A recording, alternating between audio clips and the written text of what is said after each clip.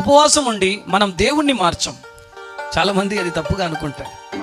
దేవుణ్ణి మార్చడానికి ఉపవాసం కాదు. ఉపవాసము మన మైండ్ ప్రిపేర్ చేసుకోవడానికి, మన మనస్సు సిద్ధపడడానికి. ఎందుకు ఇప్పుడు ప్రసంగాలు చేస్తున్నాం? దేవుడు ఇవ్వడనా? ఆయన రెడీగానే వచ్చున్నాడు. నీ మైండ్ రెడీ లేదు. ఈ ప్రసంగం ద్వారా నీ హృదయము తెరవబడుతుంది.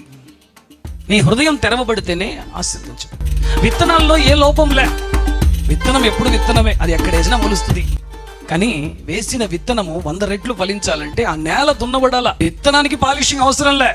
వింటున్నారా? విత్తనానికి పాలిష్ అవసరం లే. అది నీళ్లు పోస్తే చాలు, ఎత్తుకుంటుంది. దాని గ్రోత్ అనేది స్టార్ట్ అయిపోతుంది. నేల రెడీ చేయాలా, దానికే ప్రసంగం. దేవుడు రెడీ నిన్ను ఆశీర్వదించడానికి, కానీ నువ్వు రెడీ లేదు. దానికే దేవుడు చెప్తున్నాడు, నువ్వు విశ్వాసంగా ఉన్నావా? నీకు విశ్వాసం ఉందా? నేను ఆశీర్వదిస్తాను నమ్ముతున్నావా? నేను నిన్ను ఆశీర్వదిస్తాను.